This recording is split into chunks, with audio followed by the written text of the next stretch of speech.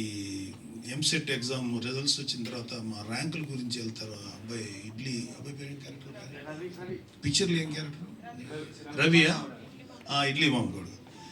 అక్కడి నుంచి సినిమా నువ్వు సెకండ్ హాఫ్లో జాతర ముగిసేదాకా అంటే it is more than 70 minutes of film. అంటే ఆల్మోస్ట్ ఒక ఫుల్ ఫిల్మ్ యాక్చువల్ చెప్పాలంటే అంత గ్రిప్పింగ్గా ఎలా తీసాడో, అంత అద్భుతంగా తీసాడు. చాలా గ్రిప్పింగ్గా ఉంటుంది. ఇక ఎలక్షన్స్ అనే పార్ట్ యాడెడ్గా ఉన్న సినిమాకి ఏమి నష్టం కలిగించలేదని నాకు అనిపించింది. అది ప్రజెంట్ ఉన్నటువంటి పొలిటికల్ సినారియోని చాలా బాగా తీశారు. ఎందుకంటే రెస్పాన్సిబిలిటీ లేనటువంటి చాలామంది నా ఒక్క ఓటుతో ఏమవుతుంది ఎవరన్నా ఇంకా అని అట్లాగే ఆలోచించి, ఎందుకంటే మేము ఫేస్ చేసాం అలాంటి మాటలు.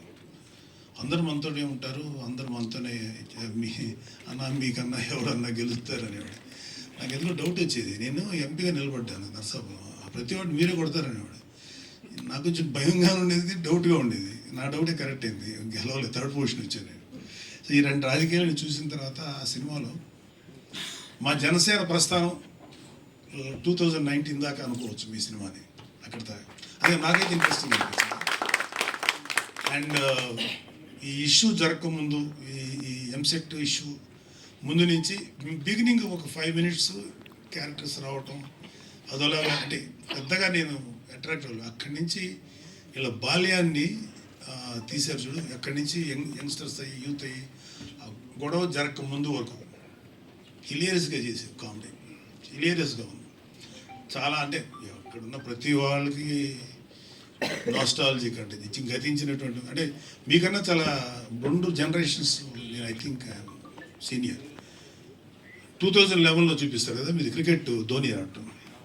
అప్పుడు నేను లైఫ్లో భయంకరంగా దెబ్బతిని అప్పుడే ఆ సినిమా చూసి గేమ్ చూశాను. ఒక చిన్న ఒక ఏదో తెలియని ఒక సైకలాజికల్ సపోర్ట్ అది అక్కడితో స్టార్ట్ అవుతుంది మీది. నాది అక్కడితో నా కెరీర్ అక్కడితో ఆపేశాను. సో కానీ వీళ్ళందరూ విలియమ్మా అతను చర్చి వెళ్తాం, ఒక అమ్మాయిని లైన్ వేయటం, అమ్మాయిని ముందు పెట్టాలని చేయటం. ఇంకొక అతను ఎవరు అబ్బాయి వచ్చాడా, ఇంకొక అతను రాలేదు కదా, అతను వీడియో క్యాసెట్లు తీసిన క్యాసెట్లు సిడీస్ తెప్పించుకొని అమ్మాయి చుట్టూ చిన్న బ్లాక్ మెయిలింగ్ ధోరణిలో అవన్నీ చేశారు. తర్వాత అబ్బాయి శివ తను కథ స్టార్ట్ చేయటం, అతను ఒక ముస్లిం అమ్మాయిని చేసి సిస్టర్ అవుద్దా అంటే కొట్టేస్తే ఏముంటుంది, ఏమంటుందండి ఫ్లేమ్సా అంటే మాకు లేదు అది గేము, అది ఉండేది ఫ్లేమ్స్కి ఇన్వాల్వ్ అయ్యి అంటే చాలా సరదా గడిచిపోయింది. అంటే మేము కూడా కొన్ని చేసి ఉంటాం కదా ఆ ఏజ్లో. మాకు కూడా ఒక 1-way ట్రాఫిక్ హౌస్, అది మా ముఖం చూసేవాళ్ళు కాదు, పాడు కాదు, వాళ్ళతో నేను ఇలా మోగ్గా ఆరాధించేవాళ్ళు, పట్టించుకునేవాళ్ళు కాదు. ఇప్పటికే నాకు అర్థం కాదు, నేనే అంత బ్యాడ్గా ఉండే ముఖ్యం కాదు, రీజనబుల్గానే ఉండేవాడిని. ఆ అమ్మాయిలు ఇష్టపడేవాళ్ళు, వాడిని చూస్తేనేమో వీడు ఇలా ఉన్నాడు, వీడెందుకు ఈ అమ్మాయితో ఇలాగా లవ్ ఏర్పడిపోయింది అయితే వాట్ ఎవర్, నాకేం లోపం అని. ఓన్లీ లోపంలా చెప్పే ధైర్యం లేదు, వాడికి ఆ ధైర్యం ఉంది, అక్కడ వర్కౌట్ అయింది. So brilliant Vamshi, brilliant. అంటే కుర్రోళ్ళు అందరూ ఇంక్లూడింగ్ గర్ల్స్, ఆ గర్ల్స్ అందరూ నచ్చారు. అందులో విలియం ఒక రకంగా ఆడపిల్లప్పుడు అట్లా ఉండేవాడు మా చిన్నప్పుడు, అంత అడ్వాన్స్గా లేరు.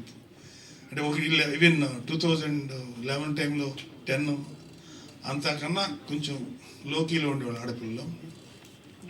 మేము కూడా మొగ్గా వాళ్ళని ఆరాధించేవాళ్ళం. గట్టిగా వెనక్కి తిరిగి చూస్తే పరిగెట్టి వెళ్ళిపోయేవాళ్ళం, అంత టెన్షన్లు ఉండే.